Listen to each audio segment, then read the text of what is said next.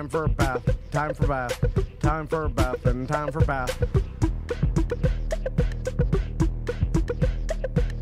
Time for a bath, time for bath, time for a bath, and time for bath. I wish my refund hurry up so I can have a taxitude.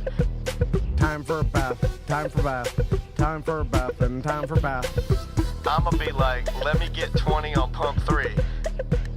Time for a bath, time for bath, time for a bath, and time for bath. Matter of fact, make it 25, and yes, I would like to donate to the March of Dimes, so ring me up that Coke and candy bar 2 for $2.22 deal where $1 goes to March 2. Oh, and ring these Skittles up for my kid too. And when the cashier tells me to have a nice day, I'm gonna be like, no ma'am, you have a blessed day, sugar. Time for a bath, time for bath, time for a bath, and time for bath. Pull down my shades like Kim Kardashian, smile like Gabrielle Union. Time for a bath, time for bath, time for a bath, and time for bath. Flip my bundles like Nicki Minaj and queen out the door like Beyonce. Time for a bath, time for bath, time for a bath, and time for bath.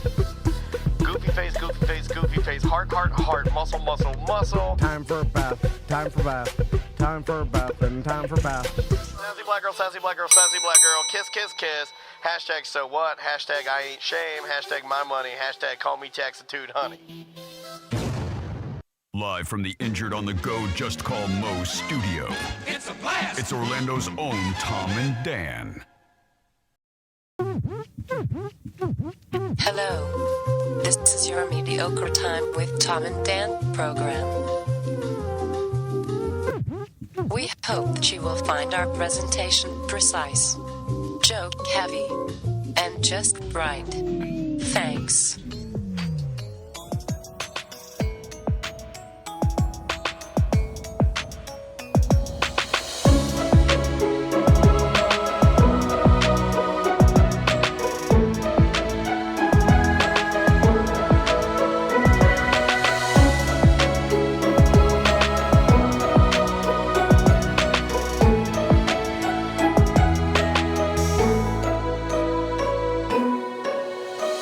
Welcome to the Friday free show of A Mediocre Time.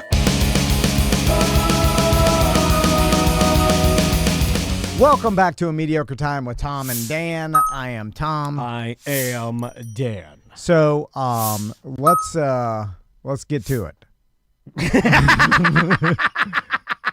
Let's get to getting. Hey, were you a fan of, back in the day, because I'm trying to remember when the first one of these came out. I'll probably have to look it up. Were you a fan of the Bad Boy movies with Will Smith and Martin Lawrence? Oh, yeah.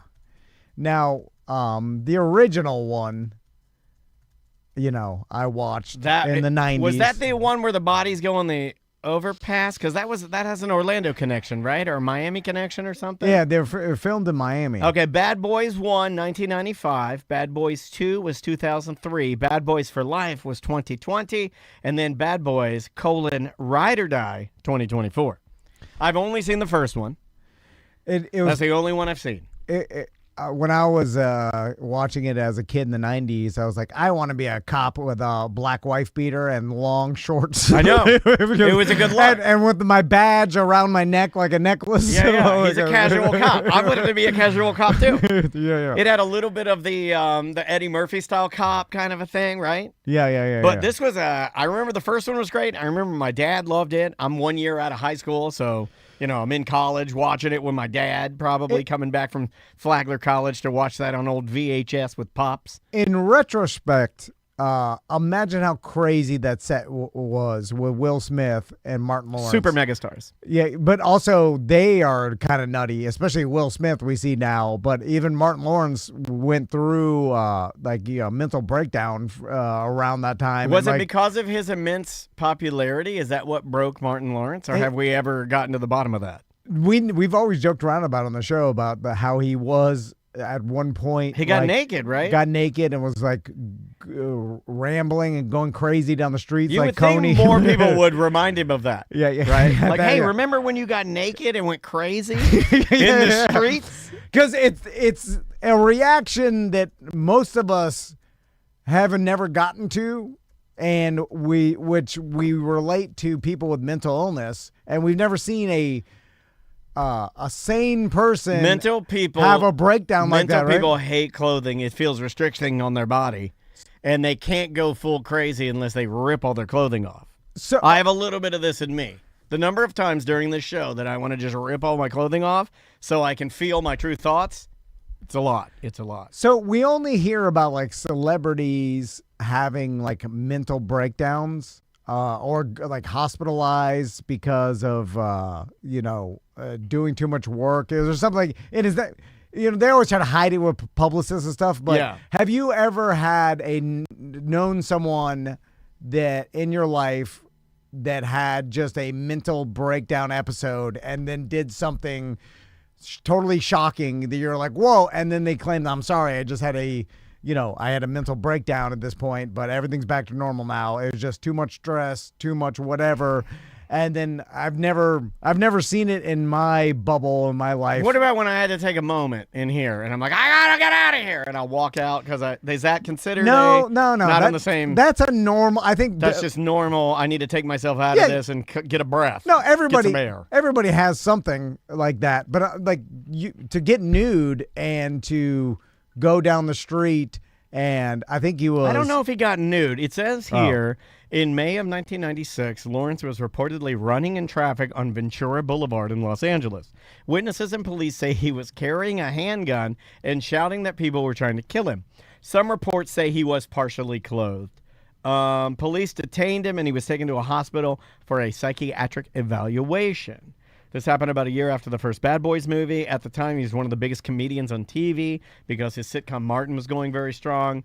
Most people attribute this to exhaustion, stress, and possible substance abuse.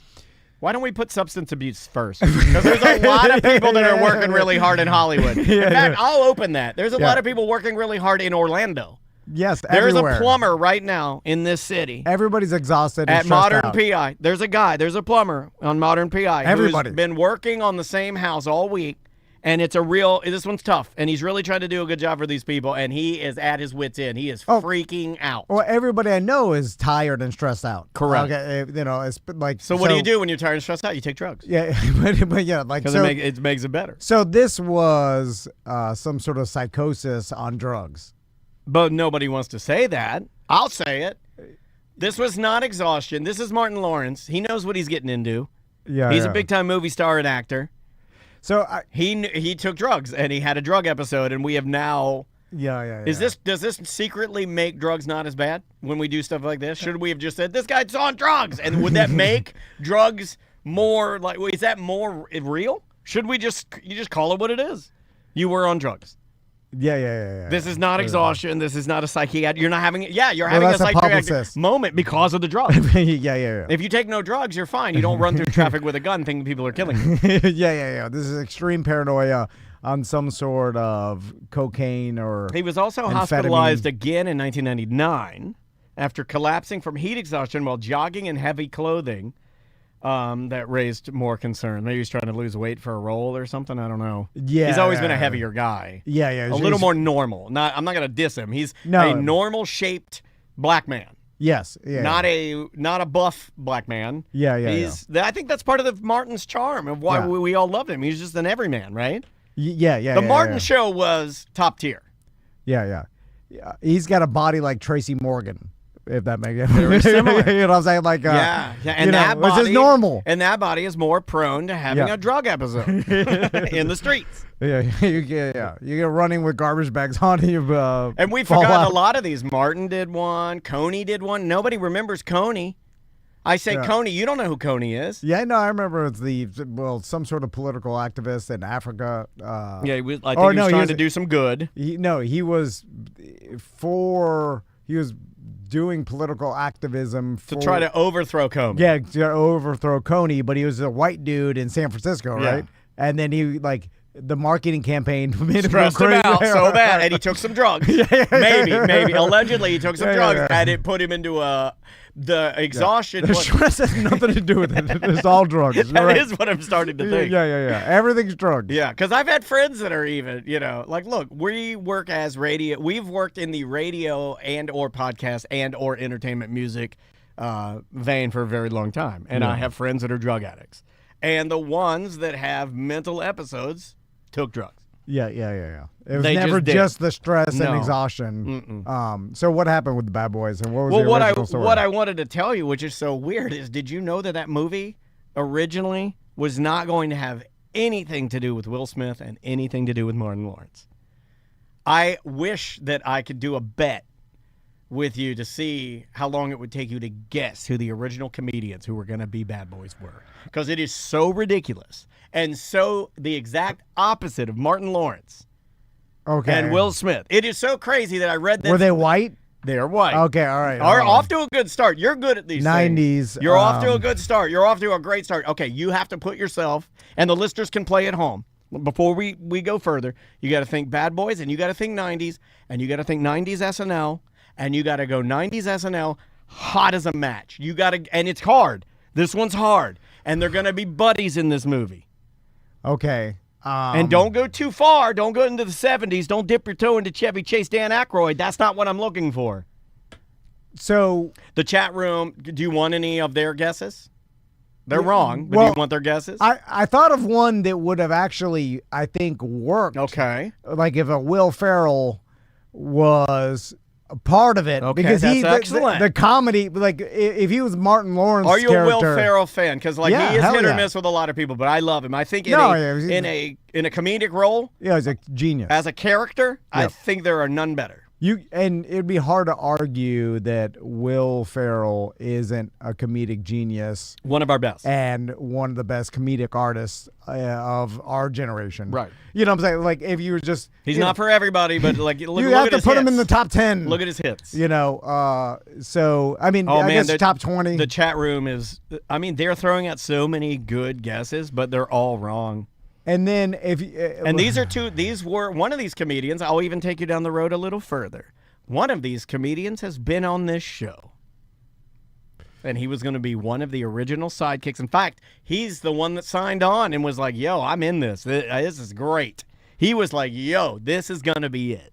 okay, and this This is going to be it. I'm trying to think of 90s white guy comedian Yep. that's been on the show. Bob Saget? No, but you're so close, dude. Dave Coulier? Same age. Oh, my God. You're kissing all around it. Pictures in our bathroom. Brought his dog in here. Oh, John Lovitz?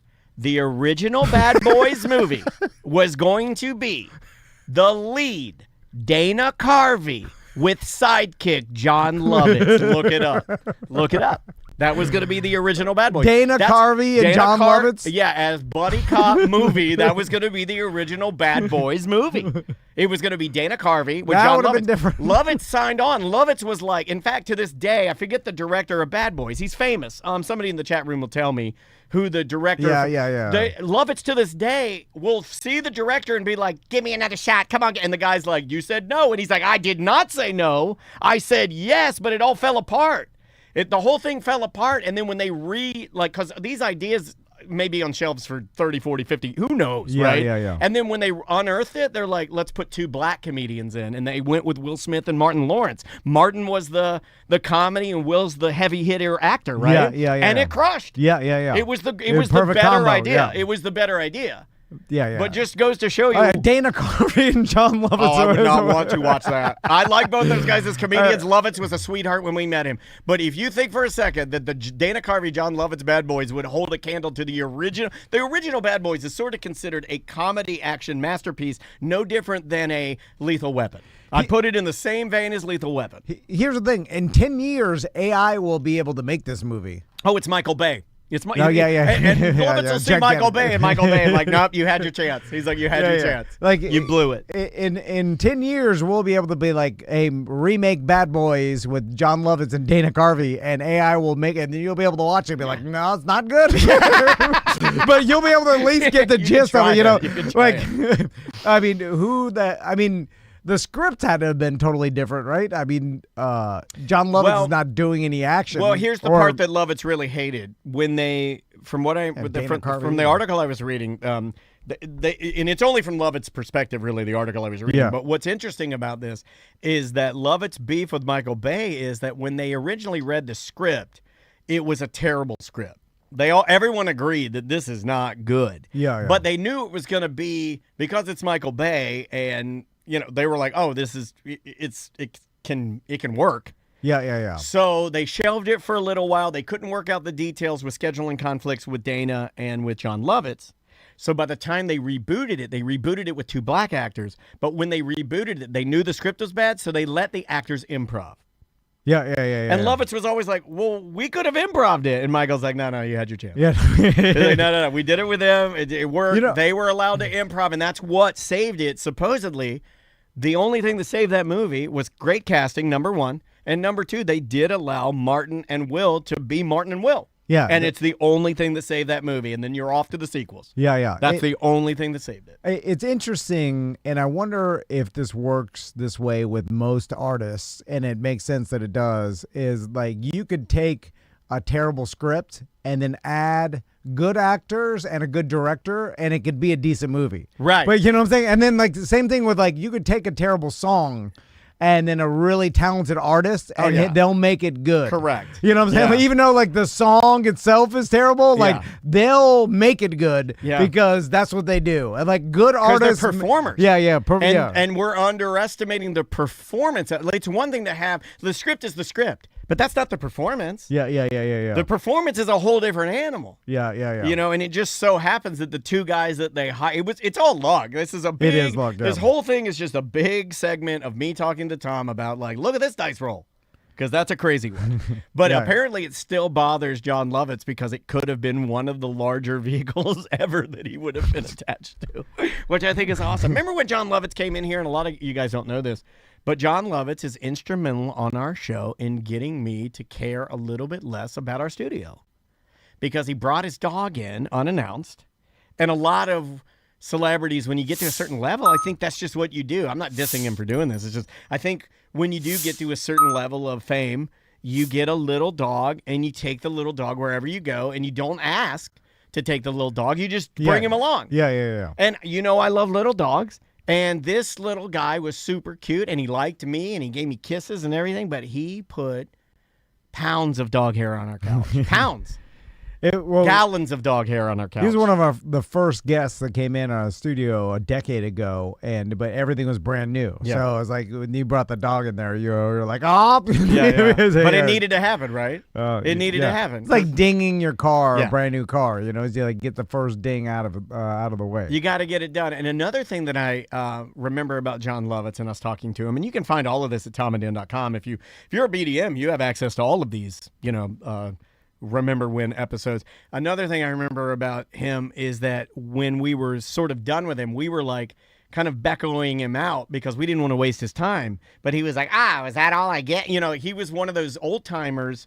And a lot of these old timers, once you get them in for an interview, you better strap in and do an interview.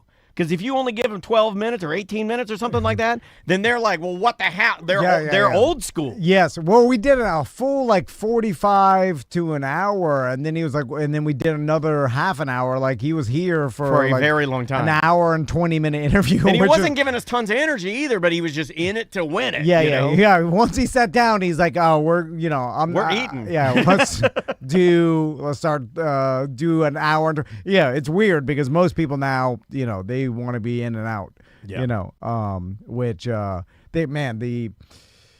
day and age of the celebrity interview and them making the rounds, I guess it still happens. It's just who the hell chooses what show to go on. I guess you could do this micro demographic now where it's like instead of doing these broad shows, but I guess regional shows are still a thing, so it'll happen for a while, and like you got to promote yourself, but it's less now than ever. Yeah, I mean, especially for this sort of stuff. I mean, you don't even see really with big movies.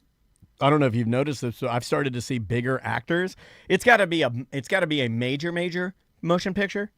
I bet Crespo could speak on this pretty well.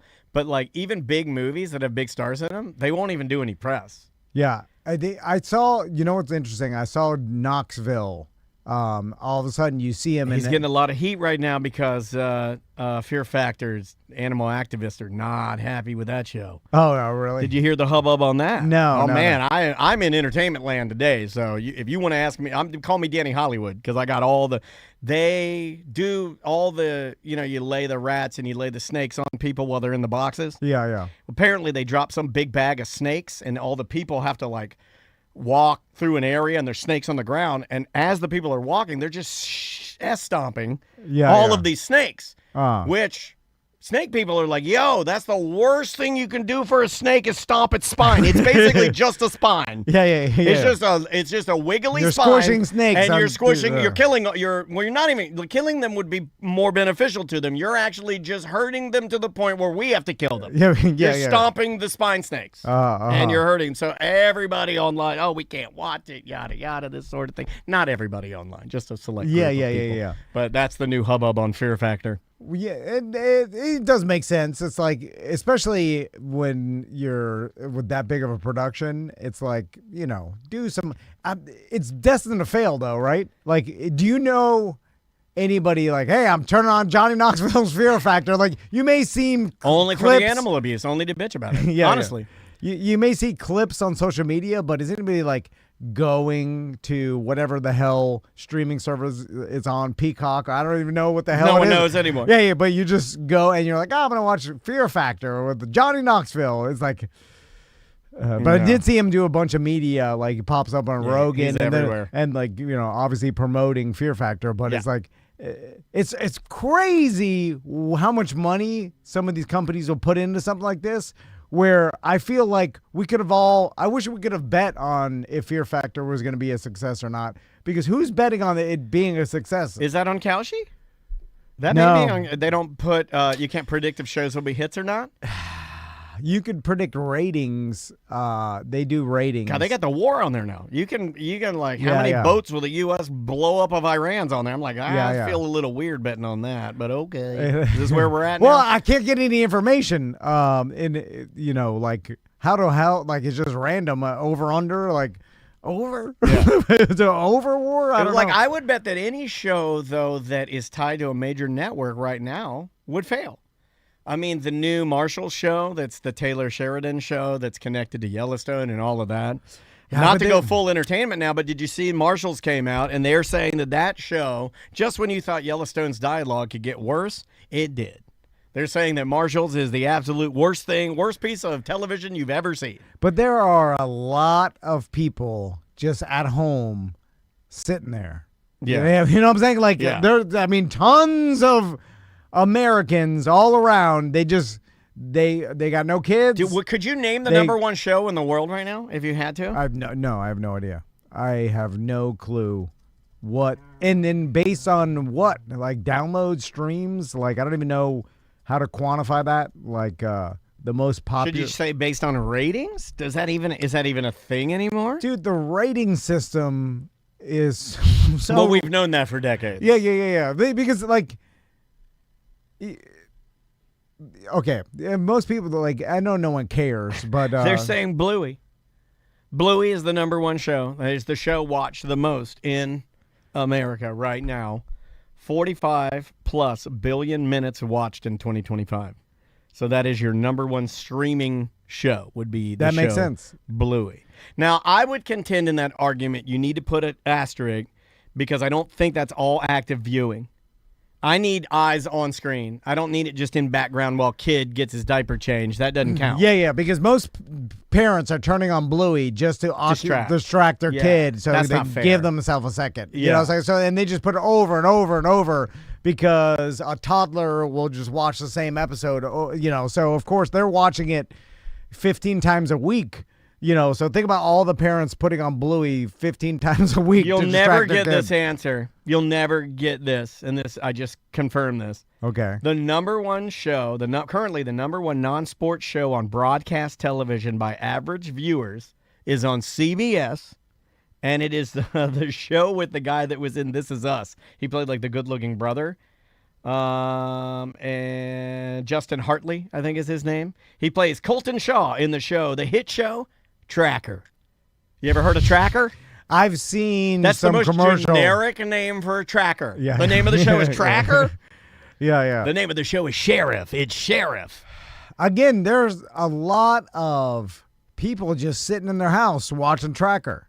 But are they watching it? I don't think you can claim that. You can claim It's the TV's on and it's coming through. Yeah. And even how they do ratings is absurdly ridiculous. Like with Nielsen and like how many boxes are even out there, and then how they are like extrapolate like, okay, this one box equals 10,000 average Americans, and then it's like I don't C.D. Sarah's mom loves Tracker, by the way. yeah. So Would she be willing to call in and tell us why she likes Tracker? Is it the good-looking heroine or hero? Is it him? There's a lot of older people that are in their house them almost all, like 99% of the day. They may take their trash out and they go back to the house and like they sit and watch TV. Like there's some people like this in my neighborhood and stuff, and there's just like they're just waiting it out. Watching TV. Just watching TV to die? Yeah. That's pretty sad. But that's all they could do. Like they haven't, they're on a fixed income. They can't move around that much anymore. Can't drive. They're tired as hell. And it's like they're being kept alive with drugs, and like modern technology and healthcare system. Like even though our healthcare is bad, it's like it'll keep you alive, get you your medications. We'll sell them, and they're just spending their money on medications, and it's just like, and they're just sitting there watching TV. Yeah. It's a lot of that, dude. Tracker that is confirmed as the #1 show, the top 10, and this is streaming. So. I mean, feel free if you think this is wrong. You can send me updated info and tell me I'm wrong. It's fine. #1 is Bluey. #2, Grey's Anatomy. #3, Stranger Things. #4, NCIS. 5 is SpongeBob SquarePants. It's on all the time, so that sort of makes sense. 6 is Bob's Burgers. Again, on all the time. Family Guy's #7. The Big Bang Theory, #8. #9, Law and Order Special Victims. And #10, Criminal Minds. Yeah, and that's network. That is all network. Yeah. And then like how are they even quantifying this and like all this stuff? It's based on ratings, but we know that the rating system is so flawed. Well, it has been. It's almost absurd. Because now with everything that has like, we're all used to watching YouTube and there's a number underneath it, or like, some sports or even the Olympics or certain things, like things that are viral are seen more than any of these shows. So it's kind of like what's consumed on the internet in micro bits is what we're all consuming. Yeah. And like these shows and long form stuff, it's like only a certain segment of society is watching this for, you know what I'm saying? Like, yeah. And it's, and that society that is not scrolling and consuming micro entertainment is watching these, NCIS, and then like just waiting to die. Yeah. Which is sad. Is like it is very sad. What else are you supposed to do though? Because that's what's in your house, and I guess like our generation will just be that version of scrolling on the internet, waiting to die. Will there be classic scrolling? I've thought about this. Yes, yeah. Right now, scrolling is for news stuff. You scroll for news for the war in Iran. You scroll for, what's going on with the Winter Olympics? Oh, what's happening with my favorite sports team? You scroll. In micro bursts. But will you be scrolling classics? Will there be like stream classics? Will you be going through and be like, because old people love nostalgia. Will we be going through and being like, oh, Charlie bit my finger. It's 50 years old now. Yay. Like, will we be celebrating streaming history or today in streaming or today in the World Wide Web? Here's the thing. Your algorithm will be formed over the next 40 years. And, then we'll all be elderly and, consume, you get to a point where you can't do much. So you're just like, you're sitting there, you're going to entertain me. Yeah. So then, but we'll be scrolling. It'll be a micro entertainment. This ties into something that I saw this morning while I was eating my, Andrea bought me this new fake cereal I'm supposed to eat because I'm adjusting the food histamine levels in my body. So I am eliminating certain things that could quite possibly inflame my stomach lining, right? Okay. So I'm eliminating a lot of like ultra processed foods and stuff, all dairy, all eggs. So I'm eating this cereal called Catalina Crunch and putting some like oat milk on it. It's trash. But as I was eating that, I watched this video. Have you seen the video that's going around right now where David Bowie's predicting what's going to happen with the internet from 1997? No. It's pretty interesting. Here, watch this. This is David Bowie. It's only 28 seconds long. This is David Bowie talking about what he thinks is going to happen with the internet here. Let me turn this up so you can hear it here. Hold on. I'm not a good The TikTok. potential Okay, of here it is, here it what is. I don't think we've even seen the tip of the iceberg. I think the potential of what the internet is going to do to society, both good and bad, is unimaginable. I think we're actually on the cusp of something exhilarating and terrifying. It's just a tool, though, isn't it? Now it's an alien life form. What do you think? I mean, when you think then about the Is there future of life on Mars? Yes, it's just landed here. Yeah, he was always don't think we've a even- big proponent of that this thing's going to spiral way wider than we ever thought. Yeah, he saw it. Like He he did. saw the reality He's a of genius, like, yeah. what happens when you give everybody Everything. everything in their pocket, and every piece of information that was ever created by man and all history. It and changes all values. It changes all values. And then unlimited entertainment to choose from, anything you want. It's crazy to think about when we grew up, and then now we're living in it. And of course, I'm sure a lot of people thought the same thing David Bowie did. It's just he's on an interview and someone's asking him about it, and then someone's like, "Oh, he predicted it." Yeah. There's these things now where it's like this Blockbuster employee kid predicted the future of streaming. And it's like, well, of course, like a lot of people Have been screaming into the sky for years. Well- Some will be right. Well, yeah, exactly. And then also, as streaming first started to happen, a lot of us looked at it and they're like, oh, yeah, this will be the future. Everybody will get, but it was inconceivable for us to think about like us being able to get movies and then hit one button and then have them instantly, because the technology hadn't been invented. So it was like so far from reality, it was hard to see. And Yeah. people are like, no way. But it's like, but when the start of it, you're like, oh, this will all go this way.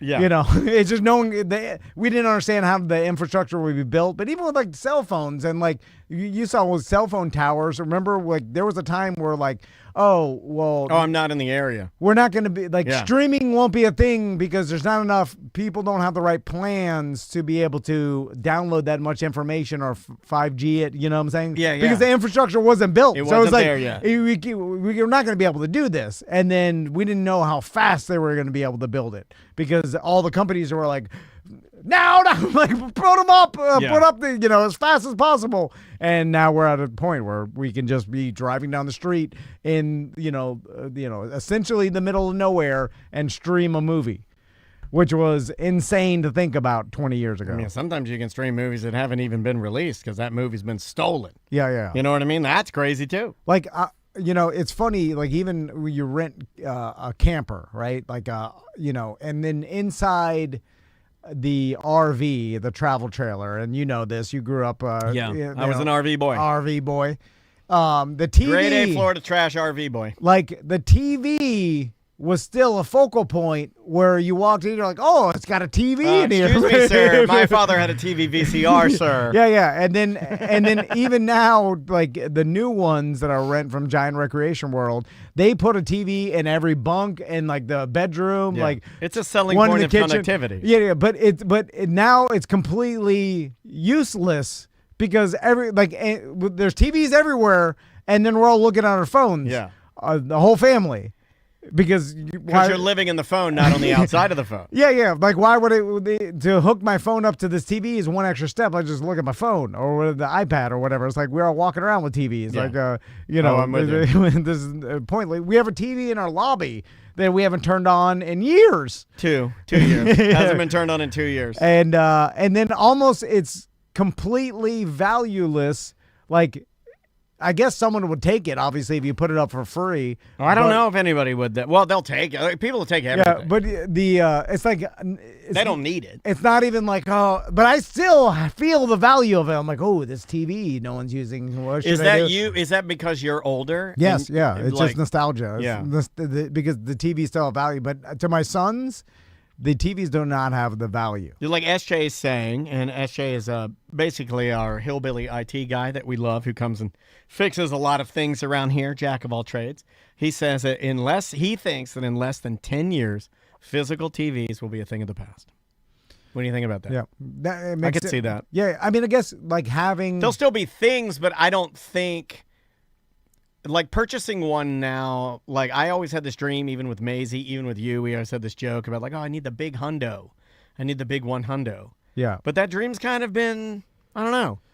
I said, like it's not as, it's not even that big of a deal anymore. But I like watching sports on a big TV, and then watching a movie on a giant screen is that stand the test of time, right? Sure. It's like you're in a room, a giant screen is more immersive, but I guess the physical TV, it's like technology gets to the point where it's so cheap that, you're broadcasting it from your personal phone anyway, or like, I don't know. Can I complain about streaming for a second? Yeah, because yeah. you've always been an early adopter in streaming. I'm old man cable. Here's why I don't like streaming. I pay for YouTube TV. I was forced to because my wife we switched everything to this new internet thing. We weren't going to have Spectrum anymore. So I had to give up, I called it a TiVo. It was a DVR. We had to give that up. And my God, when was this? it was like maybe 2 years ago. Okay, all right. And I hate it. And here's why I hate YouTube TV and all streaming services. I pay for YouTube TV, and I pay for the 4K upgrade because I have a 4K TV. But for some reason, YouTube TV can never deliver any sport, none of them, that they claim is going to be in 4K. None of them are delivered to me in 4K, ever. They deliver it to me sometimes in just SD, standard definition, not even 1080p. All right. And there's no human to talk to about it. You're trapped. All you dumb streamers, see, because you went this way and this is what you guys wanted, we are now at the mercy of the stream bots. There is no human to talk to. I pay for 4K. Can't even turn that off. Can't even turn off paying for 4K. Sorry. There's no human involved. You get what you get. Don't complain. There's no one to complain to. I hate it. Yeah, it's not as consistent. The picture quality is not as good. And I realize I sound like an old man that used to have an analog cell phone talking about how clear the audio sounds. But it's definitively better. So don't lie to me and say it's the same. It's not. It's not the same. And stop stealing my money. If you're not going to make it 4K, then shut the whole thing down. Oh, that's real bad. You're stealing my money They and are, my though. things. Why can't they get it right? Streaming is not right. Fix that first. And then we'll get self-driving cars and go to the Mars and everything. But just get 4K streaming correct. Can we get that right? Where when I turn it on and you say I'm going to get 4K streaming, when I turn it on and slide my slider over to 4K, it doesn't just default to SD, standard definition. Stop it. That's funny. I can't even tell the difference of what's 4K and what's it. It drives me crazy. I can walk into a room immediately. If it's on football, I'll be like, why is that on standard definition? The girls can't tell either. They're like, well, I'm like, put it on HD. This is what we. I must curse. It's what we effing pay for. We can curse on the show. Sorry. I'm all in. I'm in 50 different directions. But yeah, it's like, this is what I fucking pay for. I pay a lot of money for 4K. Let's do a voicemail or two. I got a good one selected for you. Going along with our entertainment report, this one has to do with fake b-holes. I think you'll get what's... This is Dan in Palm Bay again. You asked for more emails and calls. Here you go. What do you guys think about Amanda Seyfried wearing a prosthetic butthole in her new movie? Look it up. Talk amongst yourselves. BDM for life. Well, here's the thing. There's obviously a reason she's wearing a fake b-hole. Yeah. She doesn't want to show her real b-hole. Thank you. So that's the reason. A thinker. So this guy's a thinker. So, and this happens a lot where there is an actor that has to get like full frontal or whatever, and they'll just use a stunt actor or actress's sometimes a genitals. prosthetic, even over their real one, just so they I guess what's the point of showing your real one if the fake one looks just as good and the point gets across? I can tell the difference, though, if it's a prosthetic or if it's real. Because I've always thought about that. It's kind of like when you see people that are wearing, Saturday Night Live does this a lot, where you'll have someone that'll put on a bald cap and then they put on a wig. Your head looks too big. So I can look at your butt, and just by the padding on your butt, I can tell whether you got a fake b-hole or not, because you've padded it. So this is they showed the actual butthole in a movie. The movie is a historical drama called The Testament of Anne Lee. She revealed in a BBC radio interview that she wore a prosthetic anus during filming for a nude scene in the movie. The prosthetic, though, does not appear on screen in the final film. It was essentially a special effects makeup piece used just in case the shot required more explicit framing. So it's just a precaution. So it's just a fake beehole over the real beehole to cover, but they didn't even use it because I guess they didn't get that graphic. And then also it's probably because when you're filming these movies, she's doing a pregnancy scene because I know everybody's like, oh, was it a sex scene? No. Imagine woman. Yeah, her legs are spread. Yeah. And then it's probably having a baby. And most also for her own peace of mind because you have. I do it for Maisie. A camera crew. You have a director. There's people in the room. Yeah. Like, I know they try to like. Usually with like sex scenes and like nudity scenes, they try to like get every non-essential personnel out of just to make the actor catering get out of here. Yeah, like feel more comfortable. But there's still lots of people in a room, and then you're like, well, they're not going to show my butthole anyway, so I might as well put an eye patch over it. Right. Although I would watch the movie more though if you said Amanda has an eye patch on her butthole. I'd be like, all right, I'll watch that. And you got to make it look like a real butthole in case like. Some form of the shot, it's around it. You know, it can't be a piece of cloth because then they're like, "What is that?" It can, I don't know. Why not digital beehole? I don't know. A lot easier. Okay, I can make an argument, not to sound like Tom, but I can make an argument where digital beehole way cheaper than having the guy go and carve one by hand. If you got to have your props guy go into his papier-mâché box and start mixing different polymers to form a bee, you've lost your way. Yeah. Digital beehole. Just get in there. You get your paint tool. You make a balloon. It could only be a couple frames anyway. You make a balloon knot, you move on. Yeah. 1 day's work. Not even a day's work. Yeah, it's way 4 easier. 4 hours work. This was a made-up story that she was fed to feed the BBC when she did interviews in England for the movie. This is all just fake. Had talking points. This is fake. Yeah. We talked it out. Everything is fake. Yeah. Every story, it's all like even the McDonald's and CEO. And the CEO. I have and that the video if Burger you want to watch it. I've seen multiple videos on TikTok claiming that they believe that they did this all on purpose so that it can go viral and then get a bunch of free marketing. And it did. And it did. And it's billions of dollars of free marketing. Like, and I've been thinking about this more and more because like there's so much gigantic money in these mega corporations where the amount of higher end personnel that are working on some of these things are way more than we even comprehend, I think, where you've got You're saying people in control. More people in control than we think? Well, it's just like, okay, McDonald's and their marketing agency that they use it's a $100 million business or something. You know what I'm saying? Like whatever, like McDonald's is $1 billion corporation. And the marketing agency is $1 billion corporation that they work with, right? And some of these people in charge of the McDonald's account are making tens of millions of dollars, right? The higher ups in that, and then you got teams of probably really smart, high paid people and lawyers. Wyden and Kennedy is the creative agency you'd be looking for, and they've been working with McDonald's since 2021. They were the ad campaign. The reason they're back with them is they were the original 2003 I'm Loving It guys. Okay, yeah, that's so they're tested, they're proven. So a lot of times we see, and man, it's all manipulation and all marketing. I think like so much of everything is, and it's almost to the point where it's easier now than ever because of the internet and all these companies know. So then they're like, what do we do? They're like, and I truly believe because I don't think this happens by accident. That CEO is, how much is that CEO worth?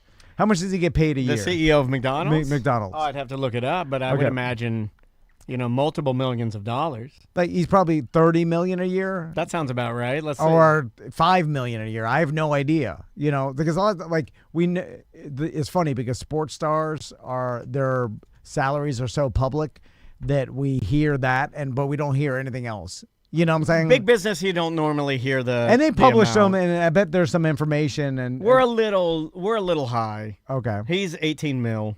Okay, so $18 million is a lot of money to make a year for being the CEO of McDonald's. And that means he's worth that, right? We have to assume. They did a lot of interviews. There's a $1 billion corporation. Sure. They found the best CEO, Yeah, right? and they give him 18 million. So I have to imagine this guy's super high productive, smart, successful individual, right? You don't make it to the CEO of McDonald's, right? So this guy's high level. And a lot of times you forget that. And I forget it all the time. Like, you see this guy and you're like, oh, he filmed this, ate it, and put it on the internet. I'm like, by no. himself. Yeah. While he was taking a dump in the company bathroom. And you're like, no. Like, this guy, this super high level, $18 million a year CEO of McDonald's did not do that. Like, he's thinking out all his moves. He's not being from the hip. People thinking out his moves too. I don't think he's doing everything alone. He has a team of people thinking for him. Yeah. So and then you got another team of high level lawyers and marketing people, and then you got the head of the marketing agency. So it's like there's 30 people. Well, that's a completely different company working for you. Yeah, 30 high level people all working on something at the same time. Like, that's a lot. Which is the video release of the Big Arch. Is this the and then so this happens. So I have to assume, based on all that reality, right? We could all agree 30 high level people are all working on this and thinking about this and the high level. And it had checks and balances, meaning some people saw it before it was released, right? And they're smart, and they're highly educated, and they've been working in the field. They should be top of their field. Yeah, top of their field. Like, you don't get paid $18 million for not, So it's like, and then you're working with McDonald's, number one. That's literally like hitching your wagon in business. It's like, hey, I work for Real Madrid. I work for Manchester United. And if you it's the big one, you know what? And none of us, including myself, and maybe some people out here that are listening. But to it's not as orchestrated as people think. I think people think that they're like in his ear, like, okay, now take a sloppy bite, now act disappointed. I don't think it's like that. I think they just do it and then they just release it. Very little thought goes into it, and they kind of see where it goes and manage. Oh, that's what I think they do. Because I'm thinking they thought this out, and they were like, how about we do this, we record this, and then put it out, and then people will assume they may have done that. But it's not scripted, is my point. Like, that guy isn't going through beats. He's not an actor. He's not an actor. Yeah, no, he's not. And maybe they went, and once that video, they looked at it, and they're like, it's like, he comes off genuine. Yeah, but it's awkward. But that's his personality, and people will and it'll go viral. Correct. Because of this guy's that. personality. Yeah. And then this guy's like, all right, well, how will this help McDonald's? Like, this will give us an estimated $50 million in internet advertising. Well, good or bad, we're a headline for the next 3 days. Do you want that? And he's like, yes, I do. Yeah, and then yes, you come off a little awkward, but who cares who the CEO, like the CEO of McDonald's doesn't ever interject himself into any of our branding. So by doing this, and he won't probably again after this. Yeah. And then you go back to, because McDonald's is a real estate company, all they need to do is keep doing what they're doing. Yeah. Sit on their land, acquire real estate, open new stores, sell franchise, battle the people eating healthy the thing, but they know they're like everybody's addicted to these super high calorie. Now it's a treat. Yeah. You're not supposed to eat it all the time. That's not what it's for. But they'll still eat it all the time, just like drugs, everybody's addicted to it. Yeah. And you know what I'm saying? You're eating, it's like, so I have to believe they purposefully did this, and they at least purposely released it. I agree with that. And they knew, or they gambled on the fact that, and it's free, essentially, because their marketing campaigns are hundreds of millions of dollars if they're doing commercials or like other stuff, or sponsoring the Super Bowl, or some millions. And this is just a easy video, put it out there, and then you use your bots and all their stuff to start making fun of it. Because I do believe you start influencing, amplify it with amplifying artificial amplification. Sure, that happens. It does. And in this, I know there are a lot of people that are like, the number one comment that I would see, especially like on Reddit or TikTok, you see people that are like, well, it looks as if he doesn't like his own food. It doesn't matter. It doesn't matter what it looks like. Yeah, you know McDonald's. Everybody does. If you were going to eat at McDonald's that day, if you're like, Joe Plumber, you work in your truck all day, you like McDonald's, it's a quick bite to eat, and it fits your budget. Yeah. That CEO being awkward, eating the Big Arch, doesn't even weigh into your decision to eat at McDonald's. No, it just makes you look over and you're like, oh, Big Arch, I'll try that. And that's it. That's as far as it goes. Yes. It's not going as far as the awkwardness. It never gets, nothing's that no, it's deep. like the CEO didn't like it, so I'm not. No one does that. Stressed out. No one does that, eating man. in your truck. And the people that do give it that, to your family. the one person in Orlando that saw the video and was like, well, can't eat there ever again. Well, congrats. Because you do exist, but you're not the majority. Yeah. That doesn't even matter about you. No. It had the same effect on me. When I watched this video, yes, the guy was awkward, but my reaction was, oh, I'll try a Big Arch. Yeah. That's all that was it. Yes, and they know that through because I said 30 high-level people, millionaires, thought this out. Do you believe this? And I do believe this, but you don't get, and this would be something I would like to talk to. Many moons ago when we were fleshing out our first Studio 1 back at my house. Not the house I'm currently in, back in my little house in Colonial Town. My buddy Jeff Blasey, who works in design, he did the original Tom and Dan logo, the first logo we ever did. Yeah. He was an Imagineer, and he worked with Disney. And you and I have always been very lucky of having really talented art friends that would kind of lend their art to us. Yeah. So I'm talking to Jeff Blasey, and one of the things that he would do for us very early on is when we would do like studio sets up and stuff, he would set up the lighting in the room. And then we were just sitting there drinking one day, and he goes through like telling me how he had been hired by a lot of news stations to go in and orchestrate the lighting that they would use to present anything. Like if they have a commercial for a charity 5K that, let's say, West Channel 2 is advertising, the lighting needs to be a certain color in order to trigger the psychology in your brain to charity or running or helping people. If you're talking about the war in Iran, the lighting would be a certain color. There's a psychology behind everything that is done. The lighting, the way you phrase things, the way that the banners swoop in, the music that's played underneath whatever you're watching. Is it very emotional music? Is it very intense, like patriotic music? All of that is psychology, and this is all a long-winded way of me saying that my number one sheep for this year, or the golden goose for Weird Job, is to talk to somebody in a department at a big company that is in charge of the little nuances of the psychology and plays that role in the advertising psychology. Yeah. That is fascinating to me. The colors, what you say. No, don't say that word. You can't say that. You just sent them on a wrong path. You have to say this. So they never even think about that. What do you say? What don't you say? What colors do you use? How long is the spot supposed to be? Is it supposed to be a blended family in the spot? Is it a black dad with a white mom? Like what? You know what I mean? There's so much that goes into that we're just abused by it, right? They just shoot it into our eyes. Yeah. But what I want to learn is what are the things they're doing to get us to stay 1 millisecond longer? What are you doing to get me to? I'm walking through my house and the update's on, and I turn and I look at it, but you held me for 1 second. How did you do that? How did you do that? And even above and beyond that, the new marketing of how can we produce something ultra cheap and make it go viral.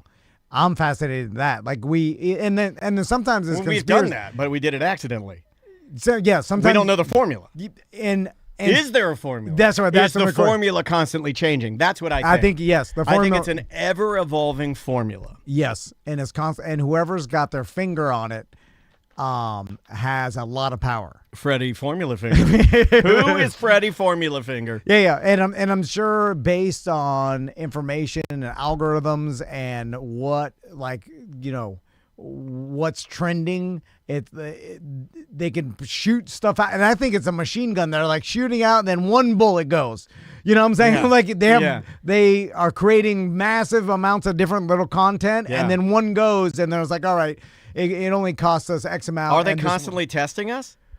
And I'm not approaching this from an over. I'm this not doing. is just a capitalism of marketing. Correct. I'm not trying to say they're controlling us, man. I'm not going that far. Again, nothing is this deep. I'm saying just a marketing. The marketing aspect of it, and what are the little? Because some of it gets a little dirty, right?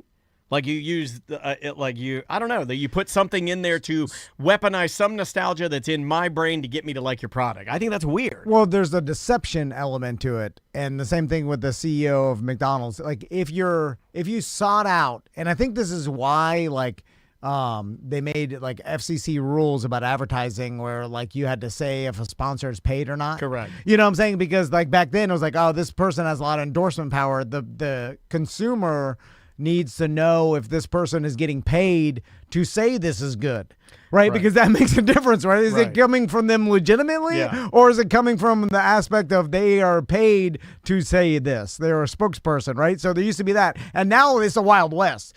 So now we're all just being consumed with stuff, and then we're like, is this a commercial or not? And we don't know. You don't know. And then even me and you, this is just a stupid theory. Like, we don't know.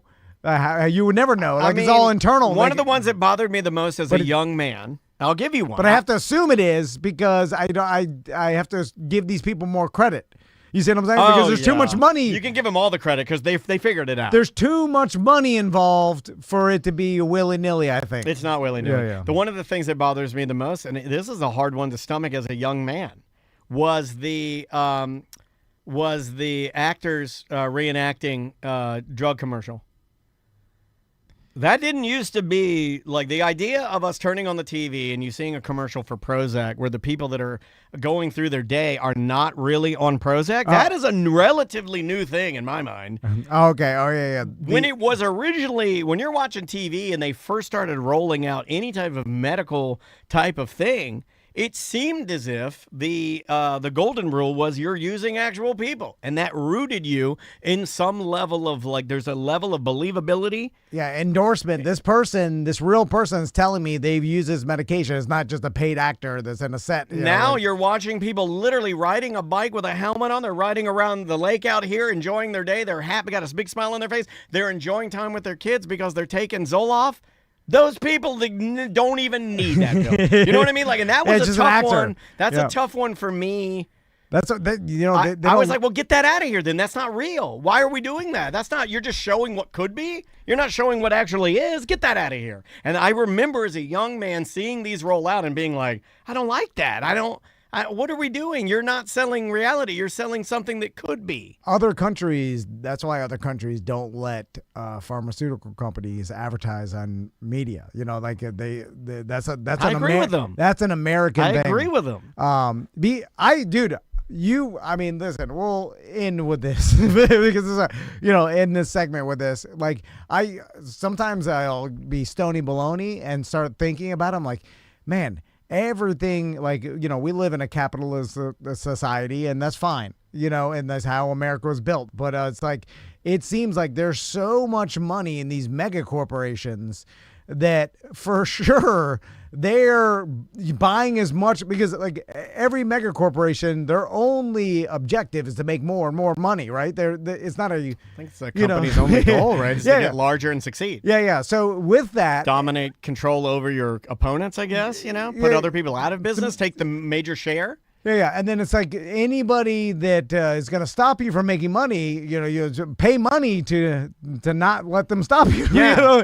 And then it's like at any means necessary, sure. And this is why other countries have been ruined by corruption and stuff. And then, like, obviously we're trying to keep corruption out of politics and our government, but that's impossible. We did a great job. I will say we did a fantastic job. And then you're like, well, that makes sense. That it's like that we all, like, the corporations are who's in charge here, and they're just poisoning us all, and we're just playing to keep us on the medical teat. A cog in the system where they're just like, keep them poisoned, and so they buy our medicine and more money. We're prisoners. Prisoners in the marketing fields. And I'm like, oh my God. Then I'm like, this is what happened to Adam Carolla in a different way. But it's like, you start thinking, like, and you go down that route and you're like, I can't think about this anymore because that seems like it's happening. Yeah, it's very sad. And then you start thinking the amount of money, like Kirk Cousins, he made like $500 million, right? And we're going to release him beginning of the season. Yes, yeah. So there was a guy named Arthur Blank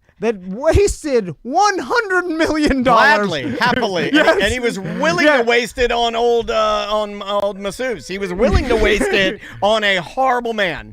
He was ready to waste money on horrible people. $100 million. Like, that is For a broken quarterback. A lot of money. And, like, how much money does this guy have? He's got a lot. And if that guy's got it, a lot of, you know, it's like, this is, and you can start buying a lot for money. Like, everybody wants money.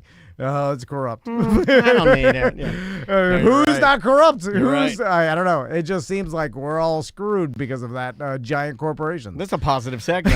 I feel like we did a lot of good work here. And this may bite me in the ass, but you know, if we are able to do this on our own and without, you know, because, like, to be honest, let's I don't even know what you're going to talk about here. Like, if this is hard to do this business. Me and Daniel. It's never been harder. Right now, I think it's harder than it's ever been. I mean, we're lucky we have Tracy. We're lucky we have Eric. We're lucky we have Melissa. Yeah. We're lucky we have KC. Everybody we work with. Shout out to all those people that help prop us up, man. We're lucky to all 4 of them. Our listeners and stuff, but we are grinding to try to make this small business work and, like, be completely independent, right? Now, the luxury, and I think about this because I'm like, man, it would be easier by a lot if some company just came in like, hey, we'll buy Tom and Dan, we'll pay you your salary. What are you making? We'll just own the show. It'll be the Tom and Dan Show, sponsored by X. Just say our title every hour. And then all you guys, you and Dan, just come in and be funny. And then we'll take it from here. Keep beating the drum for whatever it is, you know. That would be a goddamn vacation. Yeah, like, you know, like, we would be like, we hit the lottery, right? They normally like to handle all the other aspects. I'll sit down like, oh, God. Like, I would be so happy if that. Yeah, I don't even know if I'd know what to do because I'd be like, all this free time. Yeah, we'd be in here. We'd just be like, how do you be funny? And I think that's what we go back to business lunch and start drinking down at Gators. First thing we do, business lunch down at Gators. We're drinking big beers. But we'd be happy. People get back fat Tom. They'd be like, you should do that. Super fat Dan in a wheel. I'm gonna go wheelchair fat. Yeah. And then all we do is try to make each other laugh. We do whatever the fuck we got hookers in here. I'll get divorced for the show. I'll get divorced. And then we just my ladies don't need me. And then someone else, some giant mega corporation, handles everything else. Yeah. Right? Like, that would be so much easier. They handle all the lawsuits. We got counsel. We got a team of people editing for us. And some of you may be saying, well, why don't you do that? And to that, I say, well, touche. I would like to do that, but we're not. We're putting it out there. We're doing if you know anybody that needs that, we're putting it out there. Is that what you're saying? No, because here's why. Is because that will end up being where we were before, and we'll be. And then, now maybe you retire like that. Who knows? But we're gonna be like, oh fuck, this giant mega corporation is sucking the goddamn lifeblood out of everything. How long do you think it would take? Cheap as hell. We'd have a solid month where we're having some fun. We'd have a fun month. And then they're telling us about ratings and some other bullshit and what we got to say and all this other stuff that we're, you know, it's like, what the hell do you know? And like, we're in meetings, pointless meetings over and over, and then we're endorsing. But then when we complain about the meetings online, people love it. They're like, Tom and Dan hate their bosses. Yeah.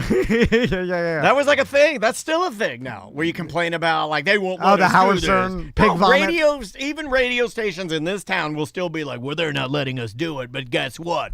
We're doing it anyway. That's all fake. If you ever hear that, all fake. So anyway, I guess the grass is always greener on whatever side you're on. You know, it's like you look at that and you're like, I wish I did that, and then you do that, and you're like, I wish I did this. They both have pros and cons. Yeah, they both have good things and bad things. But ultimately, the best thing is that we have control over it. I agree. So it's harder, but it's just better. And then if we have control over it, we have control over what, like, not fucking over our listeners and try to do as best, you know. That we don't, that's never in the equation. Yeah. Ever. That's just not that's not something we, you know. And we're very appreciative of everybody that listens to the show, more so than we ever. That is not nickel and diming everything. That is something I took for granted when I was working radio. You don't look at your audience the same way. I didn't. No, 100%. You look at your audience now like you are the guys, you are our bosses, you pay the bills, every little piece of feedback you give is important. I read it all. All of it every affects person, me. It all affects me. It's impossible to be the product that we are trying to do independently and try to make people laugh and not hear what they say.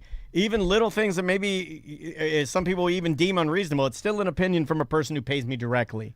So I take it seriously. 100%. I take it seriously. Even as crazy. I mean, you can give me some crazy stuff. I'll still give it a couple seconds, read it, and then digest it. Everything means something. And I think that's the struggle of small business, large business in the United States. It's because we're the local hardware store where it's like, man, we're trying to give you the best customer service, the best value. But we take 6 hours to make a copy of a key. I realize you've been here 45 minutes for your key. Well, I'm an old man. And it's taking me I'm key guy.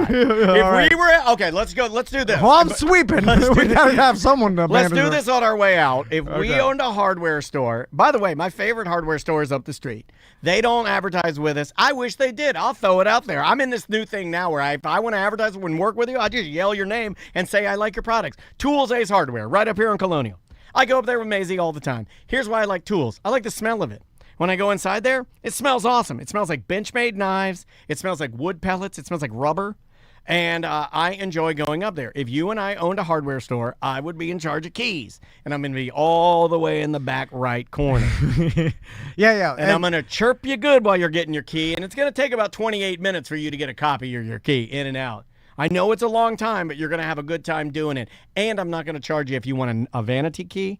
If you want the Miami Dolphins instead of just the plain blank, I'll give you the Dolphins for free. I guess that is the paradox of small business, because the consumer is like, well, I need my key made in 20 minutes and I need it for half the cost. And then you're like, oh, I can't do it. I have one good hip. Yeah. And I have stories I can tell you some stories. Yeah. And it's like, I can't compete. And then you're like, okay, I'll just go to Home Depot.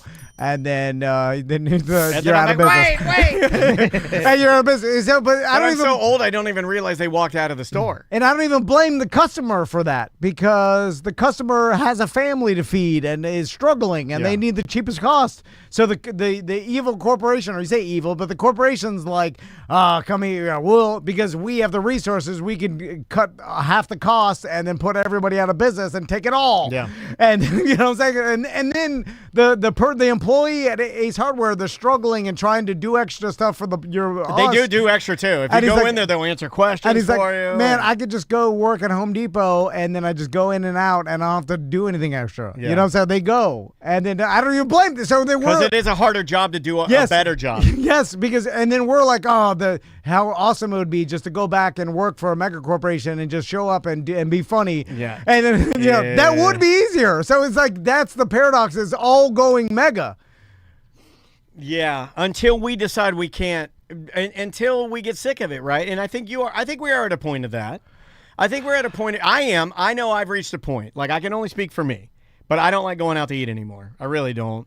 The service is just too bad and the food's not good enough. So me and Maisie have decided that we like cooking. So we'll just cook at home. So if I have my druthers, 90% of the meals I get in the Dennis household are going to come out of my kitchen. Or you're putting small restaurants out of business. Well, they need to be better. I found a small Mexican restaurant by my house, and me and Crystal were like, we need to support this place. Oh, if you find a good one, I'm all in. Yeah. But we go far between, dude. But then we've gone there twice. There's nobody in there. And I'm like, it's going to go out of business. We know it. I'll bet. But it's good. I'll go to Cowshed. Yeah, it's great. I don't know. Some of those places can stay for forever, though. I mean, like a lot of, I found a good place. You have to turn me onto this taqueria. I love a good mom and pop taqueria. It's but you're not going to travel that far. Yeah, I will for food. Yeah, I will. For good tacos, I'll go anywhere, man. Yeah, but you're right. It's hard to support a small business, because you're just. But it's better. And Crystal like it better than going to, big block taco. But it's not, me alone won't keep them in business. No. They're like, it's always empty. It's going out of business. You know what I'm saying? Yeah. They don't have the marketing money. They can't tell anybody. But I don't think it has to stay that way. Like, I know we talk about this and you'll go, it's all going megacorps. For whatever reason, I do not see an endless sea of just everything goes big box. I don't see that. I think the pendulum, and I think we're seeing it now even with AI. Like, at least on my algorithm, if I use AI as kind of like a version of Megacorp, right? because it devalues a lot of the things that did have value. A lot of my people are anti that. We don't want AI art. We don't want AI slop. We don't want AI music. We don't want any of that. We want true human experience. We want small mom and pop businesses. We want service again. We want people treating us right. We want you to know that we're a regular at your bar.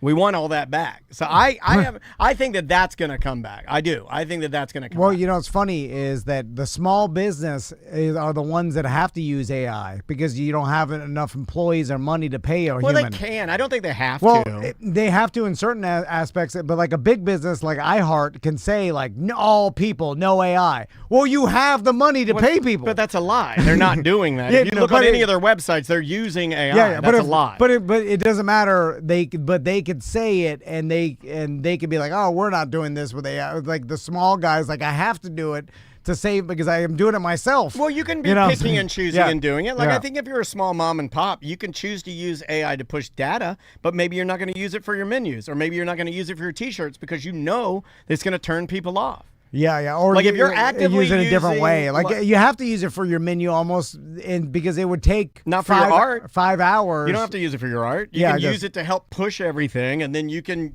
go in there yourself and just use fonts that you got for free online and do a good job that doesn't have AI mistakes in it. You don't have to do that. Yeah. It just it's interesting where we're gonna go, and if small business always has a place, or if it would be eradicated by big. I think it will always have a place. Here's the thing: there are big business buying small businesses all the time, and no one even knows. We've seen it. We've lost a lot of sponsors because of it. But the quality always dips. It does, and people start complaining about the quality, and I think that's what makes people seek out the smaller guys. If you do that, but if you're willing, I have. I'm like, willing, I don't like this. This is not good. This isn't what I had anymore. So then I'll try something a little bit different. I'm just assuming most people are cash strapped, stressed out, and just going to take whatever the cheapest thing is. I mean, even a lot of my cash strapped friends are very much anti certain things. Like I don't know. The human element, I think, is having a moment, and I think it's going to get bigger. Hopefully. I think it's going to, I just think it is, because I don't even think we have a choice in it. I think it's because we're human. That's what we crave. I don't think we have we have no control over whether or not we want to talk to other humans. That's just us. We have to do that. If we eliminate all of that, or if we try to eliminate all of that, I think it's impossible. We'll always fight against it. I guess, and unless you can't tell. Well, and that's point, different. Yeah, there's a point where we'll get to in technology where you can't tell, and then who knows what happens. But you'll want to tell, right? So maybe you'll vet it. But maybe it's impossible to vet. Not if you ask people. I don't think anything reaches a point of impossibility. I just don't believe in that finality of like, remember, when you get here, you will not be able to tell AI from. I don't believe in that yet, because I can't wrap my brain around that yet. Even the people that have, like your friend who was talking about the AI models being so the general intelligence. There are just as many people that have, there's 100 different theories that go absolutely against that theory. So if I put as much intelligence into those and to believing them, then we're back to even. I see some of the videos that are coming out now where it's like, if it's not blatantly some sort of physics that are wrong in it, it's hard to tell. Like, but people aren't believing it. The more boring the video, you're like, this could be real or not, and I don't know. But it could be, but people are asking. They're not. I don't think people are doing what you think they're doing. I don't think people are just like, it's beaming into their eyes. They're like, oh, submarine blew up a ship in Iran. No, everybody's They're not saying, just going like, I believe that. I think they're questioning it. And if you question it, then you're not in the simulation. Because you've broken the link. Then you're human. Hopefully, then we're all going back to it all dies, and then we're like, oh, impossible to tell if it's real. We're back to reality. All right. Yeah. Let's back to reality. I like that. Let's end with Eminem. We'll take a break. We'll be right back with more Mediocre Time with Tom and Dan. Welcome back to A Mediocre Time with Tom and Dan. So, what do you got, Daniel? Do you remember and this may be before you got to Orlando, but there was a time when it was exciting as a human to see grandiose and impressive billboards. Okay, I'll tell you, I moved to Orlando to go to UCF in the summer of 2000. Okay, so I think you missed this iconic Orlando billboard, the Orlando Sentinel, that I actually do subscribe to because they got me at Tools Ace Hardware. Same thing the way they got you. Okay. I paid for a physical membership, but I got a digital, so I'm using the digital. They did a retrospective on, and I think it may be 50 years, on the iconic Universal Studios E.T. billboard. Okay, I remember this billboard, the one where his long doo-doo finger sticking out. E.T. billboard. Yeah, I'm going to try and find pictures of this. Yeah, he had his finger on the billboard. What's interesting about the E.T. billboard is that when they were building it, like, I don't even know how to describe this. I don't know if this makes me just standard Florida hillbilly bumpkin, but you were like, what the hell? They made a billboard with E.T. His fingers there and his eyes move back and forth. And then every once in a while, the finger would light up. And it was the coolest thing you would ever see, dude. There was nothing cooler than that. Like, it was an iconic one. And I think they had a Jaws one, too. But it almost became like a thing where if you saw it, you got chemicals in your body, man. This is a different time. Like, I don't know how to even describe how simple of a people we were. But you'd see this billboard and you'd be like, oh, my God, that's all it took to think, I got to go to Universal Studios. Yeah. You didn't need to know about the rides. You didn't need nothing. It was ride the movies. Oh, E.T. is their finger lights up. They spent money on that billboard. This place is quality, right? Yeah. Because billboards, are always the standard square, and anything outside of that. Yes. Like, and I'm a sucker. Even the Ron Johns half. And then half. I'm a sucker for the one that looks like, oh, what happened to that billboard? Somebody broke it. Oh, joke's on you. We broke it. We broke our own billboard, Ron John. Oh, 3 miles down, the other half. Yeah. Or like, south of the border. Yep, south of the border. Where they're like, Pedro says, and there's 100 different. I don't know why, but here's what I do know. These are as good as dead.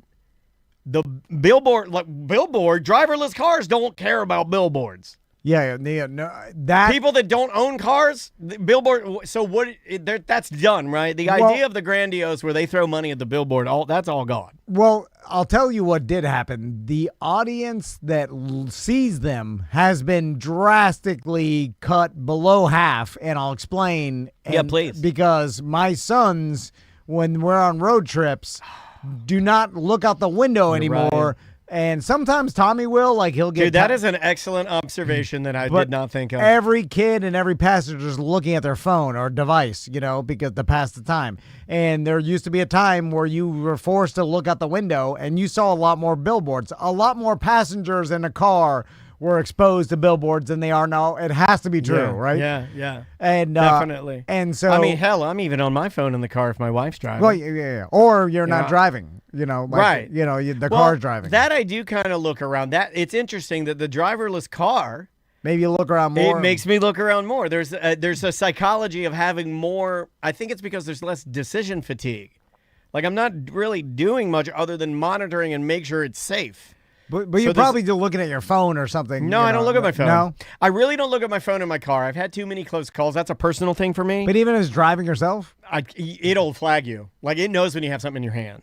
You can't do that. Ah, okay. It's one of the only times it knows. Yeah, I can have my hands in my lap. I can have my hands up. I can have my hands out. What if you're looking down? Or it's too hard to do. You can do that, but it's really hard to do it. Like, I'll look at my phone when there's a cop next to me just to tempt That turns me on a little bit.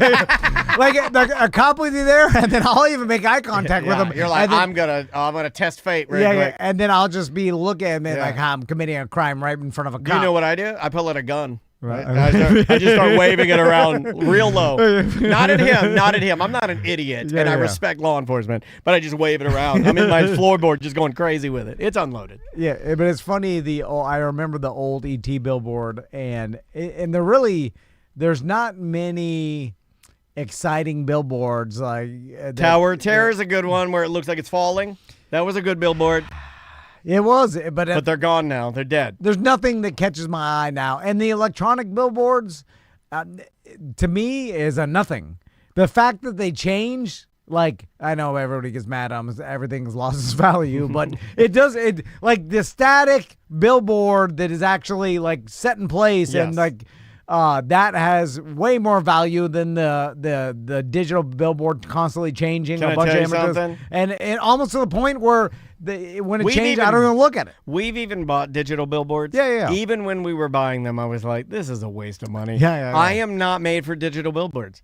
Yeah, That's not my generation. I'm not a digital billboard guy. They do kind of work at like Times Square, but I would make the argument that those are like installation pieces with like digital, and they do change, but it's more. They're I don't know. more grandiose, dude. Yeah, like yeah, it's yeah. taking up half the side of a building. Yeah. That's different. Yeah. That is Yeah, different. Yeah. But I don't know. It's just like sometimes I think of little things like that, and then when I saw that article in the Orlando Sentinel, it was like, oh God, I remember how big. Like that was an iconic billboard. It would be interesting to think or figure out the numbers of how much Universal paid to have that built, how long did it take, and if they could drill down and attribute how many people came because of that billboard.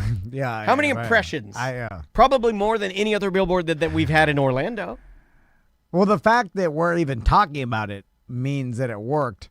But again, it's so hard to quantify those things, and I think most companies don't get down that much. Like where they can look back and actually have numbers to that billboard. Yeah. They know how many people pass by it. I mean, that gets sold in like, there's records of how many people on I-4 go, a day. And it's a lot. It's crazy amount of people exposed. It's a ton. And what's funny is that we talk so much about like billboards and buses and stuff.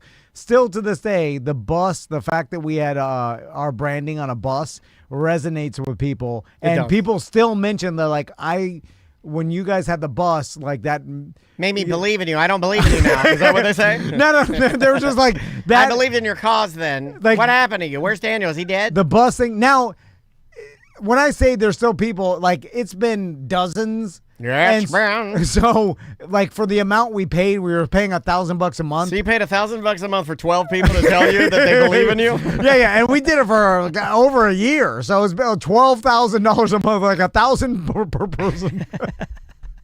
We paid $1,000 per person to listen to the show.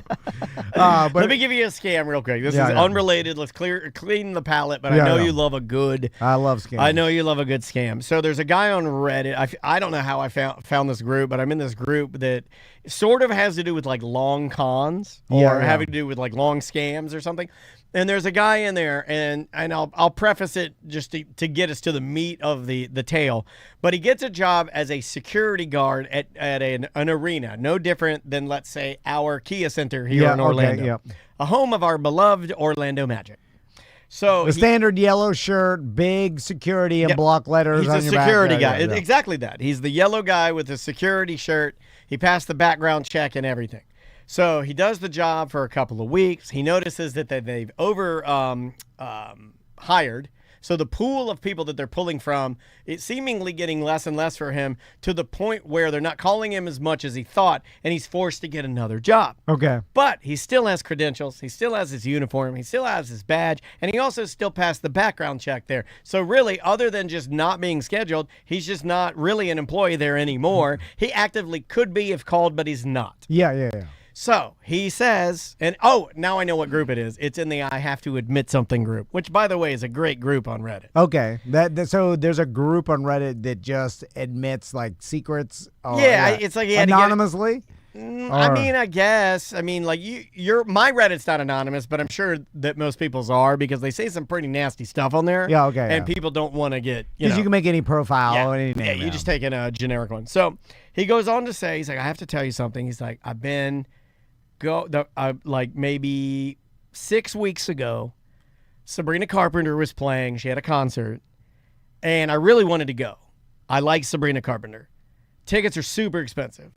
It dawned on me that I have my security outfit, and I'm still a registered, like I'm in the system. Yeah. So my badge works and all that. Yeah. So he goes down there, and he says, I go through the security entrance, and he details it. He's like, when you go through the security entrance, you just sort of wave to people. No person other than security is going through the security entrance. Yeah. And he says this. He says, so they don't even check anything. They don't even check his badge. They're not checking ID. He's just going in the security entrance. Oh, yeah. That's called the Tom Van. So he goes in. If you were dressed in the costume, I'm letting you He in. puts his, well, he's not dressed yet. He just goes in the security entrance. Oh, okay. He's not dressed in his security outfit.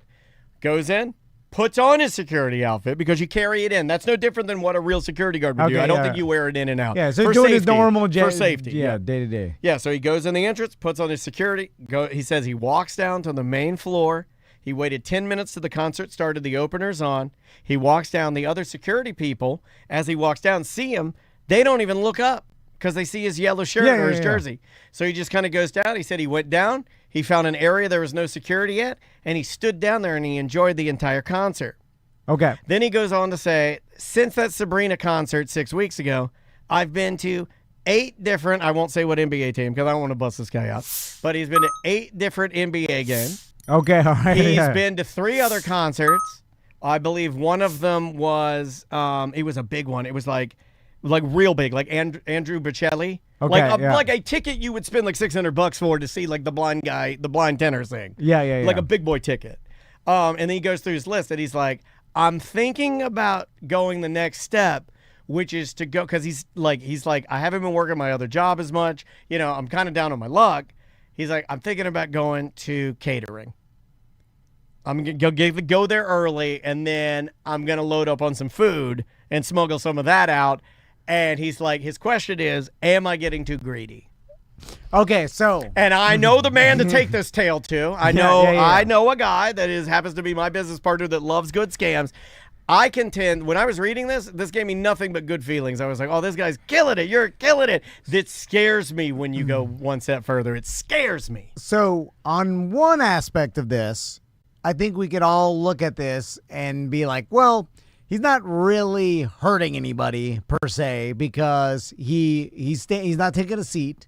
He's standing He's up. not taking a seat from someone who paid, no. Technically, he's adding to the security ambiance, right? Because he's dressed as a security guard. He is actually a security guard. You are Better Call Saul. You're Saul. He's just not working. He's not getting paid for this. So essentially, he's doing this for free, and his payment is watching the show he wants. Okay. Right. So you can make the argument that the venue is a little bit safer. He's not taking away from anybody. Technically, you could say, like, if you were Sabrina Carpenter's lawyer, he is enjoying the show without a paying ticket, so he's stealing from her. Well, he could cause harm if he wanted to. He snuck in. He's a domestic terrorist in mine. Well, but he's actually a security guard that works there and normally does events. He's just not working that night. So, and he also said that he knew some of the people working. He knew them, but they're not ratting him out because he's been doing it. Yeah, so it's like... What do you think about one step further to catering, though? So now you're pushing the limits. Now, you're already... Now, what's weird about this is that you would think this would go on everywhere in all arenas. Well, that was my next question. I had it written in my phone. And it probably is. And I think it does. Yeah. No, I absolutely... And I am not bringing this up to bust anybody at our Kia Center, and hopefully I don't get you into trouble. But I guarantee you this is happening right here in our city. Guaranteed. And it may be... Even like the people turn a blind eye because think about it. If I'm the head of security, right, and then like I have to schedule security guards for every event, right, and say some of the security guards are like, hey, I'm not working that night, but I'll go stand at this post to watch the show. Like now, technically, because they're not working, like I can't. Like legally you can't have someone work for free. Like obviously that's against the law. Correct. And but I can see as a boss being like, no harm, no foul.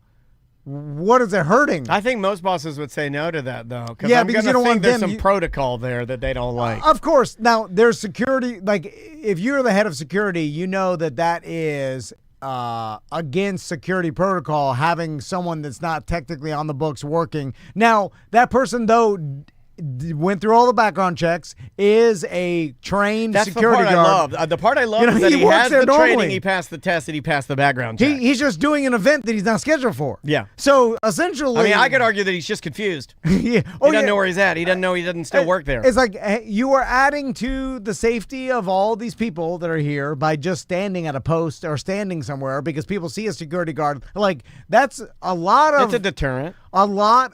Like, that's why events pay for off-duty cops to just sit there in their cars. That's why I have a Safe Touch sign outside of my house. Yeah. It's just all a deterrent. Like, Yeah. like someone's less likely to cause a problem if they see cops or security guards around. You know what I'm saying? So, like, it does.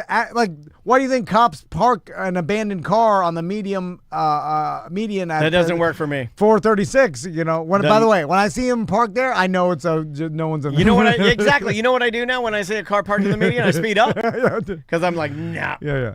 But you do push your luck, and it does remind me of a story of they just caught a guy that had been traveling the country and figured out some sort of credit card hack where he could use like a chipped credit card, and it would pay for the exact amount of any purchase that he was doing. And he was just like a nomad kind of. He traveled the country and had this credit card. It's almost like a hackable magic card. And it worked for some insane amount of time, like 17 years or something. Like, it was a long, and they finally caught him.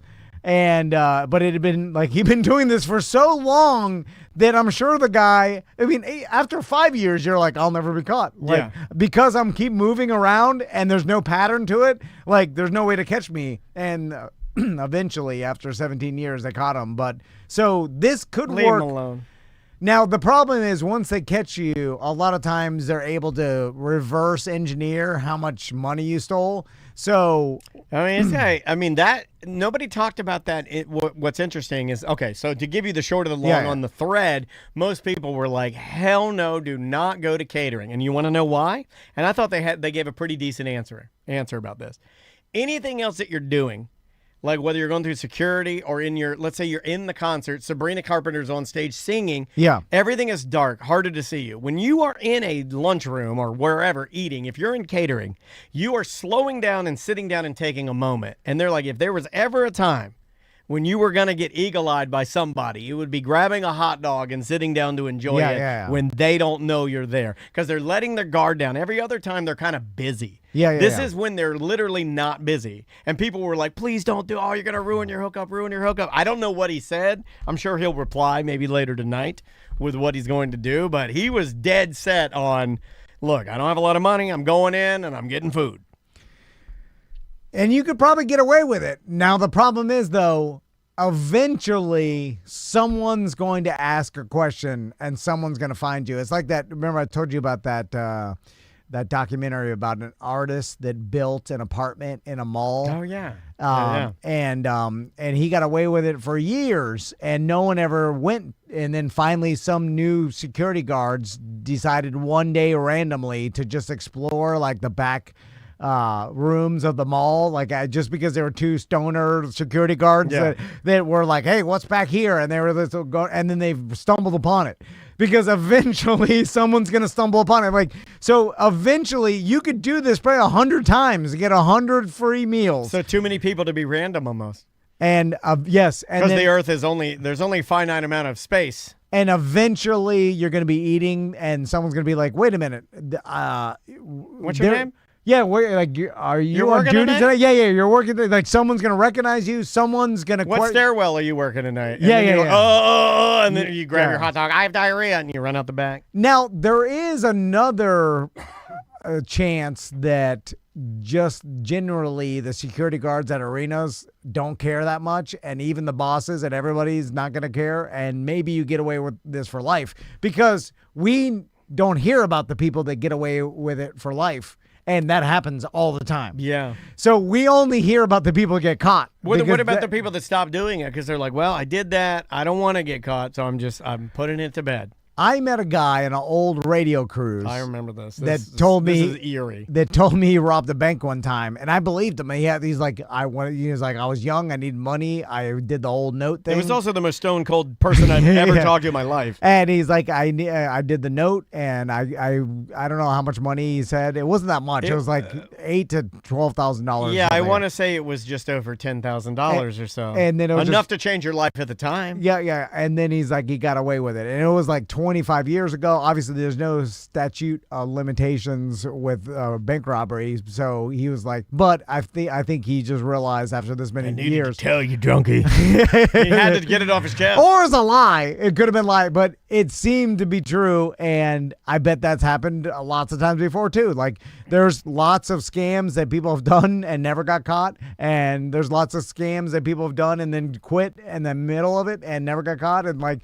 or just did it till their dying day and never got caught. Yeah. We just hear about the people that got caught, and that's usually what deters anybody from doing this. Is like, you're like, I'll never really get caught, but sometimes you don't. Okay, here's the one I want. I'll put this out there into the universe. I want the scam beyond death. What I mean by that is I want the guy that, like, he worked at some big corporation. He went in, he changed it so they'll be paying him like $100 every month, and it'll be sent to his house. He dies, but that money's still getting scammed. Yes, yeah. And it's still coming I like those. I like the ones that were like, sorry, it was set in motion. This guy did it. Can't be stopped. Yeah. It's like the old Office Space where you round the penny to an account, and there's so many transactions you're able to embezzle an insane amount of money. And there's probably lots of, it's like the old, radio station cell phone. It just gets forgotten. And then it's on. Well, I had one of those in mine. I mean, we talked about your cell phone. You had it for forever. You're able to use it with like not paying for it for years. I had a 50% off. It's the best thing I ever had. A 50% off Hooters card. Oh yeah, there was a Wing House, right? Was it? Well, Hooters? I did have a Wing House, but yeah, the Hooters was 50% off, and that was on booze. Yeah. And everything, right? Your whole bill. And this was a orange card that had my name printed on it with a date. And it supposedly never expired, which was a lie because it did expire.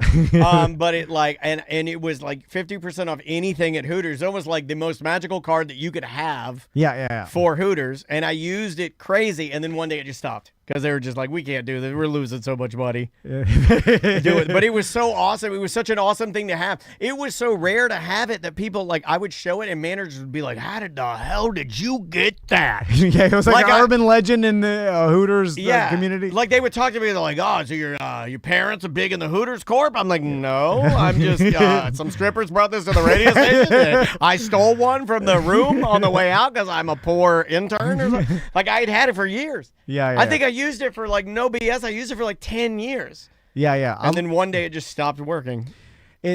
I love, and it's hard to explain how much I love, like, falling between the cracks. Oh, Einstein Bagels. And that's still one of my favorite stories of all time. Yeah, well, that was, I'm getting screwed because I'm still reading the commercials. No one's been paying for it for 8 months. But it's just like flying under the radar, like being a piece of dust, like just like being some number that just gets overlooked, and like taking advantage of a giant corporation. Like, to me, I love it because like this, it's almost like eating the crumbs of a king. Like, it's like they're pretty decent. Yeah, technically it's his crumbs. I shouldn't be eating them, but he doesn't care. Yeah, it's crumbs to him. Yeah, you know what I'm saying? Like, and then you're getting full off the crumbs of a king. Yeah. So like, who's losing in this, or like who's getting taken advantage? No one really. But technically, under the letter of the law, you shouldn't be eating the king's crumbs, but you could do it for. Sounds kind of gross. Eating the king's crumbs, right? It sounds weird. Yeah. And there's a lot of this, especially in giant corporations. I've heard of like company gas cards like being forgotten about and people using them. My favorite story that my buddy Alex, when he worked for a company where he was a aviation engineer where he would radar gas tanks from commercial airlines, and then when you do that, the gas has to be emptied. So part of the service is emptying out the commercial airlines gas tanks, and it's like aviation fuel. And then you'd pay, like companies would pay you because you have to empty it and then dispose of it. Yeah. But instead of disposing of it, the company just kept it in their own containers, right? Legally and stuff, whatever. Because that's what we're doing in Venezuela. And then the company was like, hey, if you could find any cars, and it turns out like old ambulances will run off of aviation fuel. I didn't know that. So they made all their company cars old ambulances, and they told their employees like, hey, it was free fuel if you want to drive around a car like an old diesel ambulance or whatever. You want to drive around a stinky ambulance? I got fuel for days. Any old diesel motor will run off this aviation fuel. A bunch of old Etzels out there. Yeah, it'll smoke crazy, right? And he said it like they drive around these old ambulances as their like company vehicles, and he'd be smoking, but it's free fuel. So like, what did they do? Was it weird to have ambulances everywhere? Well, they didn't. They only had like 5 or 6 company cars or whatever, and then their employees would start to drive around old diesel because it was just free, unlimited fuel. Why not? But it's like that little like loophole, and like it's like, hey, you have a free fuel if you have like anything you want that it will work off this fuel, you can take it because we have plenty of it and we need to get rid of it. Yeah. Like in fact, it's better. They were urging people to like figure out a way to use it. So I love this stuff like that. It's like, and then like there's lots of like, people that use their companies, whatever, that they don't use. It's like Okay, I got one. Like equipment. The equipment's a big thing. Like I got one. Okay. I got one for you that I've been seeing lately. Look, I'm not here to start any wars. I'm not even going to say the name of this place because they do. They're a law firm here in town. Okay. There's a law firm here in town that my wife and I see a lot of. And they are one of these law firms that have a lot of vehicles. Yeah. And you see them in a lot of parades. But the vehicles are always wrapped with their logo. But they're unconventional, strange vehicles that, like, I don't think you would go and visit a client for a case in, right? There's, like, some, like, very high-end, like, Hummers or Jeeps that look crazy. Okay, yeah. That are all wrapped up. Then there's a speedboat. There's like a fishing boat. Okay, The one that gets me is the fishing boat. Okay. It's a fishing boat, and then it has the law firm all over the fishing boat. All right. And I'm like, you did that so you could go fishing and ride off your fishing boat. Yeah. We'd have to ask an accountant if you could do that because I'm doing it if we can. I'm telling you, there's no other reason to do it because you never see it being pulled around or anything. Yeah, And you're not going to be out fishing and see it and go like, oh, that's who I'm calling. That's not a thing. There may be something where if you put a wrap on your personal boat that you can write off some sort of boat payment or boat insurance because it's a promotional vehicle.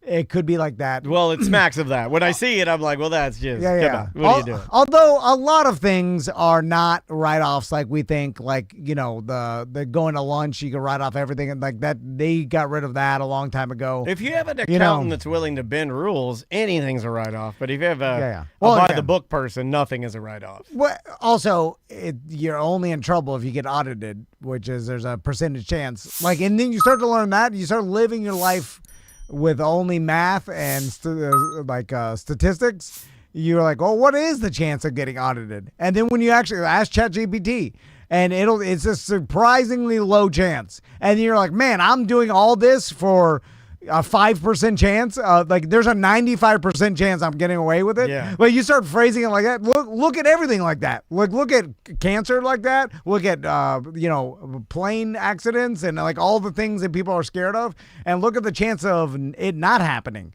And then it changes your perspective. You're like, oh, okay, well, there's a 95% chance of me not getting caught. That's pretty damn high. That's insanely high. That's to the make point. you feel good. To the point where it's like, if you told me 95% chance of anything, I'll be like, I'm doing it. Right? Like 95, that's gigantic. Anyway. All right, let's get out of here. Yes, sir. We'll see you on Monday's BDM show.